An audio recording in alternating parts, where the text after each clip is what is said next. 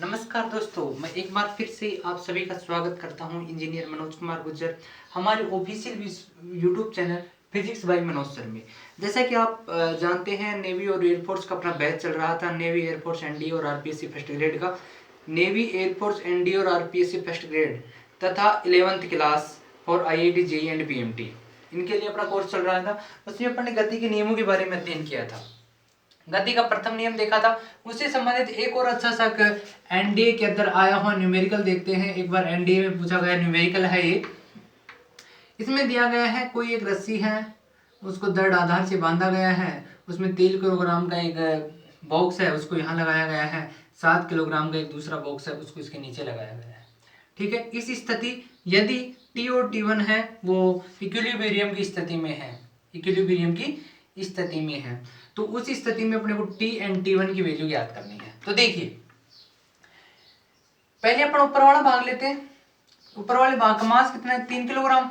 तो और ऊपर क्या लग रहा है? टी1 टी, और नीचे क्या लग रहा है? टी1।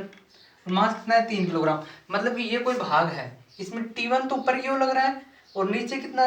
टी तो ऊपर की ओर लग रहा है, नीचे कितना लग रहा है? टी1 लग रहा है। तथा नीचे एक और बल लगता है, W बराबर mg, वो भी तो लगता है। तो मैंने क्या किया यहाँ? टी बराबर लिख दिया। ऊपर लग रहा है जो बराबर नीचे लग रहा है, जो तो करते हैं अपन, बराबर टी1 प्लस नीचे क्या लग रहा है? mg। तो t बराबर t1 प्लस m की जगह कितना है? 3, और g की जगह कितना बोला है अपने क्वेश्चन को? 10 लेना है, 30। तो t बराबर t1 प्लस 30। अब अपना t की वैल्यू आई है t1 प्लस 30। तो अपने पास ना तो t की वैल्यू आई ना t1 की वैल्यू। अब नीचे वाला भाग लेते हैं। नीचे वाला भाग का द्रव्यमान कितना है? 7 किलोग्राम। ऊपर कितना लग रहा है? t1। नीचे कितना लग रहा है? W बराबर mg लगेगा। तो t1 बराबर mg। ऊपर तो t1 और नीचे कुछ लग ही नहीं रहा, t2 t3 t4 t5। तो t1 बराबर mg। m की वैल्यू कितनी है? 7। 7 गुणा g की वैल्यू कितनी है? 10। तो t1 कितना आ जाएगा अपना? 70 न्यूटन। कितना आ जाएगा? 70 न्यूटन। यहां से इक्वेशन 1 के अंदर अपन t1 की वैल्यू रखेंगे। तो t बराबर कितना था? t1 plus 30। t बराबर t1 प्लस 30। तो t की जगह मैं रखूंगा 70 t1 की जगह, और 30 किसकी जगह रखूंगा? 30 अपना क्या है? 30 कैसे आई? हाँ, 30 अपना यहाँ से आया है, तो t बराबर है 70 न्यूटन। कहने का मतलब यह है, पहले ऊपर वाले में अपन वैल्यू ज्ञात करेंगे, फिर नीचे वाले में वैल्यू ज्ञात करेंगे, फिर अपने को t1 और t1 की वैल्यू प्राप्त हो जाएगी। ये थे अपने गति के नियम से संबंधित कुछ अच्छे अच्छे लेवल्स के क्वेश्चंस। कुछ क्वेश्चंस अपन निकल किए थे, कुछ क्वेश्चंस अब आज देखा है अपन एक एनडीए में आया हुआ क्वेश्चंस। इसके साथ ही अपना हर एक कॉन्सेप्ट बेसिस क्वेश्चन जो नेवी, एयरफोर्स, एनडीए, आरपीएससी में पूछा जाता है वो सभी क्लियर हो चुके हैं। इसके बाद में अपना दूसरा टॉपिक आता है गति का दूसरा नियम। गति का दूसरा नियम, इसको थोड़ा सा समझने की कोशिश करना। बहुत अच्छा नियम है ये। गति का प्रथम नियम है, कई बार एक बार क्वेश्चन पूछा जा सकता है, गति का प्रथम नियम आपको क्या बताता है? तो गति का प्रथम नियम अपने को बल की परिभाषा बताता है। बल्कि याद रखना ये बात, गति का प्रथम नियम अपने को बल की परिभाषा बताता है, लेकिन गति का दूसरा नियम हमें बल का परिमाण बताता है। बल का परिमाण बताता है। पहला नियम की केवल परिभाषा बताता है, लेकिन दूसरा नियम गति का बल का परिमाण बताता है। तो देखिए गति का दूसरा नियम। गति का दूसरा नियम को सीखने से पहले हमें जिस भाग का पता होना चाहिए उसको बोलते हैं संवेग। हमें किसका पता होना चाहिए? संवेग का। देखिए संवेग क्या होता है? संवेग होता है किसी वस्तु का, संवेग होता है वो होता है किसी वस्तु का द्रव्यमान और वेग का गुणनफल। क्या कहलाता है? संवेग कहलाता है। कोई भी ये वस्तु है, जब इसको अपन गति करवाएंगे, तो इसका क्या कुछ ना कुछ तो द्रव्यमान होगा, और इसका जो वेग, जिस वेग से गति करेगी, इन दोनों का गुणनफल क्या कहलाता है? संवेग कहलाता है। द्रव्यमान एक अदिश राशि है और वेग एक सदिश राशि है, इसलिए ये कौन सी राशि होगी? सदिश राशि होगी। कौन सी राशि होगी? सदिश राशि होगी। संवेग कौन सी राशि है? सदिश राशि है। P बराबर mv, किलोग्राम मीटर पर सेकंड, ये होता है इसका मात्रक। अगली बात समझ में। संवेग होता क्या है? जब कोई भी वस्तु है उसके ऊपर उसके द्रव्यमान और यदि उसके वेग को गुणा कर दिया जाए तो वो वस्तु का संवेग कहलाता है। किलोग्राम मीटर पर सेकंड इसका क्या होता है? मात्रक होता है, और ये एक सदिश राशि है। देखिए जो संवेग है, ये संवेग है, इसके अंदर कुछ कंडीशंस होती हैं। जैसे देखते हैं P बराबर mv होता है अपना। यदि इसके अंदर पहली अपन कंडीशन ले, यदि द्रव्यमान स्थिर हो, द्रव्यमान स्थिर हो, P बराबर एम वी है, यहाँ पर अपन द्रव्यमान को स्थित कर देंगे तो P बराबर के वी। आगे बात समझ में, तो P बराबर के वी आ जाएगा। ठीक है, यदि वेग स्थिर हो, वेग स्थिर हो तो वेग स्थिर हो तो P बराबर m आ जाएगा। ठीक है, P बराबर क्या आ जाएगा, m आ जाएगा यदि द्रव्यमान स्थिर हो तो। एक बार एक आपके लिए मैं एक क्वेश्चन लेके आया था। एक क्वेश्चन था, दो पिंड जिनके द्रव्यमान दे रखे हैं आपको। हाँ,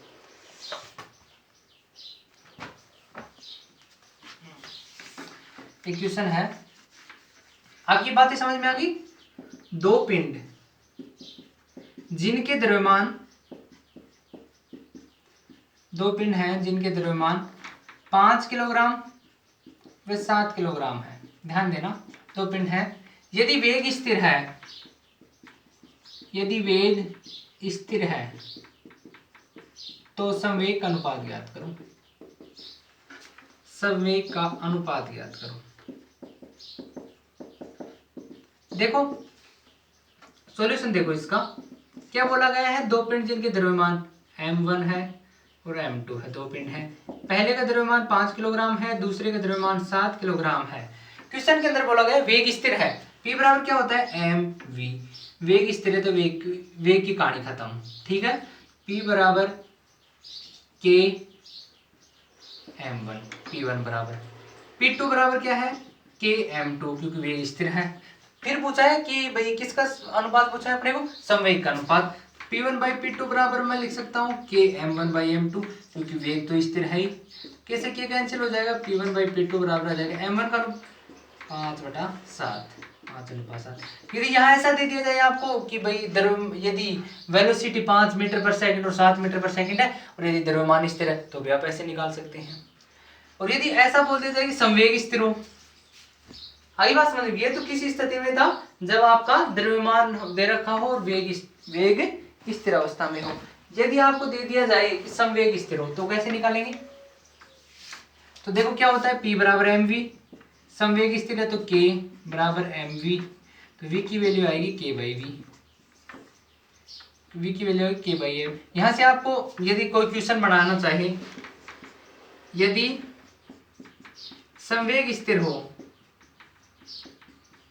यदि संवेग स्थिर हो और यदि दो कण जिनका वेग क्रमशः 5 मीटर पर सेकंड और 10 मीटर पर सेकंड हो तो द्रव्यमानों का अनुपात ज्ञात करो। अनुपात ज्ञात करो।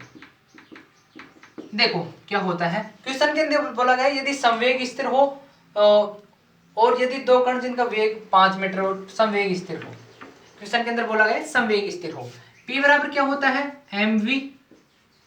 संवेग स्थिर है तो k mv।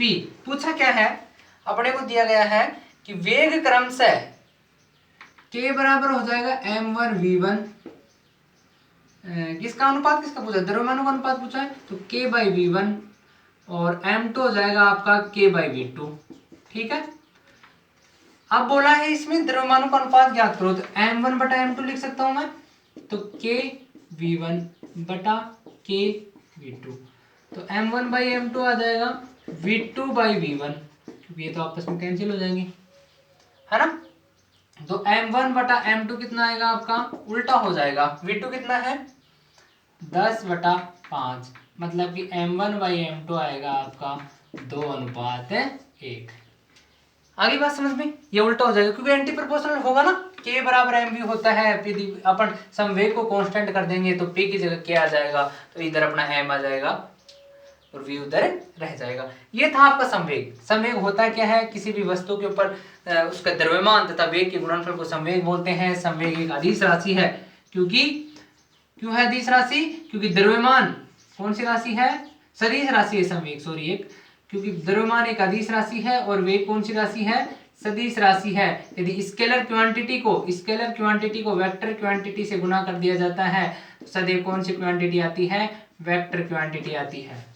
आगे बात समझ में? वेक्टर क्वांटिटी आती है। तो इसलिए ये एक सदिश राशि है, किलोग्राम मीटर प्रति सेकेंड होता है इसका। यदि विमा निकालें तो भाई m/L⁻⁻1 इसकी विमा होती है। आगे बात समझ में? और इसके बाद में अपन ने देखा कि संवेग के अंदर P बराबर mv के अंदर अपन वेग को कांस्टेंट करके देखा, द्रव्यमान को कांस्टेंट करके देखा, संवेग को कांस्टेंट करके किस प्रकार के न्यूमेरिकल क्वेश्चंस आपको पूछ लिए जाते हैं। ठीक है। और देखिए यदि संवेग स्थिर हो तो अपन m1v1 बराबर m2v2 भी हो सकता है। P1 k बराबर m1v1 और k बराबर m2v2, वो तो हुआ है जैसा कि अपन ने पिछले वाले क्वेश्चंस के अंदर किया था। इसी प्रकार से निकाल। अब देखो होता क्या है गति का दूसरा नियम। गति का दूसरा नियम ये बोलता है कि संवेग में परिवर्तन की दर, जो संवेग है उसमें परिवर्तन की दर उस पर आरोपित बाहरी बल के समानुपाती होती है। कोई भी ये वस्तु है वो जैसे ये रोटेशन अर्थात सरल रेखीय रोटेशन नहीं सरल रेखीय गति करेगी तो उस दौरान जो संवेग में जो परिवर्तन होगा, इसका जो संवेग में परिवर्तन होगा उस पर आरोपित बल के समानुपाती होता है। अर्थात F बराबर आएगा k del P by del T। P बराबर अपन mv लिख सकते हैं, P बराबर mv, तो F बराबर d by dt और mv, m को अपन बाहर निकाल लेंगे और dv by dt, वेग में परिवर्तन की दर को क्या बोलते हैं? त्वरण बोलते हैं। m बराबर ma। देखिए क्योंकि दूसरा नियम ये कहता है कि संवेग में परिवर्तन की दर उस पर आरोपित बाहरी बल के समानुपाती होती है, तो F समानुपाती del P by del T, m बराबर k del P by del T, P की जगह mv रख दिया, m को बाहर निकाल लिया, del P by del T क्या होता है? m बराबर ma। यह एक तो गति का दूसरा जो नियम है वो हमें ये बताता है किसके बारे में? बल के परिमाण के बारे में बताता है, क्योंकि F बराबर ma इसी से व्युत्पन्न होता है। अब देखिए अपन डेरिवेशन किया, F समानुपाती del P by del T किया था, F बराबर अपना k dP by dt आया है, P बराबर अपन ने mv रखा, तो देखना F बराबर d by dt mv, m को बाहर लिया तो dv by dt और F बराबर ma आया है। ध्यान देना इसके भी कुछ एग्जांपल्स हैं, जैसे अपन ने प्रथम नियम के एग्जांपल्स देखे थे। इसमें पहला नियम जो आता है, पहला उदाहरण आता है वो ये आता है, जब कोई क्रिकेट का खिलाड़ी किसी गेंद को कैच करता है तो अपने हाथों को पीछे की ओर लेके जाता है। कोई भी क्रिकेट का खिलाड़ी है जैसे ही गेंद को कैच करेगा तो अपने हाथों को पीछे की ओर लेके जाता है ताकि उसके ऊपर जो चोट लगने की संभावना है उनके हाथों पर वो कम से कम हो, क्योंकि जैसे गेंद ऊपर से आ रही है, गेंद ऊपर से आएगी, हाथों को पीछे लेके जाएगा। जैसे ये गेंद आ रही है, गेंद आने के पश्चात हाथों को जैसे वो पीछे लेके जाएगा तो इसका मतलब गेंद इस ऊपर से आ रही है, हाथों को पीछे लेके जाएगा तो वेग का मान क्या होगा? गेंद का घटेगा। और देखिए यहाँ देखिए v F समानुपाती m dv by dt ऐसा आ रहा है, जैसे जैसे वेग का मान घटेगा वैसे वैसे बल का मान भी घटेगा, इसलिए हाथों पर चोट लगने की संभावना कम होती है। क्योंकि नीचे आएगी गेंद, जैसे जैसे गेंद नीचे आएगी उसका घर्षण बल के कारण हवा में घर्षण बल कार्य करेगा, वेग का मान कम होगा, वेग का मान कम होगा तो बल लगने की संभावना कम होगी और वो उसके हाथ सुरक्षित रह जाएंगे। तो F बराबर k m dv by dt होता है। दूसरी बात आपने देखा होगा कई बार जो बच्चे हैं जो छत के ऊपर खड़े हुए होते हैं और छत से नीचे गिर जाते हैं, यदि नीचे पत्थर नहीं हो, एकदम मतलब कि मिट्टी हो तो उनकी चोट नहीं लगती है, अर्थात बहुत कम चोट लगती है। क्योंकि जैसे ही बच्चा, आप कोशिश करके मैं देखना कि कभी आप गिर के देखो ना, जैसे ही बच्चा छत से नीचे गिरेगा, नीचे गिरने के पश्चात जैसे वो नीचे गिरेगा तो मिट्टी से टकराएगा, मिट्टी में घर्षण बल के कारण उसके वेग में कमी आएगी और वेग में कमी आएगी तो बल का मान भी कम होगा, इस कारण चोट लगने की संभावना कम हो जाती है। तीसरी बात आपने देखा होगा जैसे आप फिजिकल करने जाते हैं, नेवी एयरफोर्स और एनडी की तैयारी करने वाले विद्यार्थी, तो आपने देखा होगा कि जैसे आप फिजिकल करने जाते हैं तो आप जहां पर आपको लंबी कूद करवाई जाती है वहां पर पहले फर्श के ऊपर मिट्टी बिछा दी जाती है, क्योंकि आप जैसे दौड़ के आएंगे एक स्थान से दूसरे स्थान पर जैसे आप जाएंगे तो जाने लगेंगे तो उस दौरान क्या होगा कि एक स्थान से दूसरे स्थान पर आप कूदेंगे तो क्या होगा, वहां पर मिट्टी बिछी हुई होगी। यदि मिट्टी बिछी हुई होगी तो उसके अंदर कंडीशन क्या होगी, जैसे आप एक स्थान से दूसरे स्थान पर कूदेंगे तो कूदने के पश्चात उस पर यदि मिट्टी होगी तो घर्षण बल के कारण उसका आपके वेग में अचानक से कमी आएगी, अचानक से वेग में कमी आएगी तो बल कम, उस वहां पर चोट लगने की संभावना भी कम होती है। लेकिन वहां पर पत्थर हो, जैसे आप एक स्थान से दूसरे स्थान पर कूद रहे हैं वहां पर पत्थर होगा, जैसे आप पत्थर से टकराएंगे तो पत्थर से टकराने के पश्चात क्या होगा, एकदम से आपका वेग का मान बढ़ेगा, तो वेग का मान बढ़ेगा तो चोट लगने की संभावना भी ज्यादा होती है, अर्थात ज्यादा बल कार्य करता है उस दौरान। आज अपन ने गति के दूसरे नियम के बारे में अध्ययन किया है। न्यूमेरिकल्स क्वेश्चंस देखे, कुछ क्या होता है संवेग, क्या होता है, किस प्रकार से गति का नियम कार्य करता है, तथा गति के नियम के गति का जो प्रथम नियम था उससे संबंधित कुछ आंकिक क्वेश्चन देखे। अब अपन कल पढ़ेंगे गति का तीसरा नियम, कल गति का तीसरा नियम पढ़ेंगे। इसके पश्चात गति के तीसरे नियम के पश्चात अपन बंदर की गति तथा लिफ्ट में मनुष्य की गति के बारे में अध्ययन करेंगे। धन्यवाद दोस्तों, कल अपन पढ़ते हैं गति का तीसरा नियम। यदि आपने सब्सक्राइब नहीं किया है अभी भी हमारे चैनल को, नेवी, एयरफोर्स और ND, special for navy and air force, फिर से मैं जोड़ दे रहा हूं, special for navy and air force physics by Manoj sir वाले यूट्यूब चैनल पर जाइए। आपको मैं गारंटी देता हूं 100% 25 बाय 25 में से 25 नंबर की गारंटी मैं आपको देता हूं, यदि आप हमारे सभी यूट्यूब सभी जो वीडियो हैं वो बनाई हुई आप देखते हैं तो। धन्यवाद दोस्तों।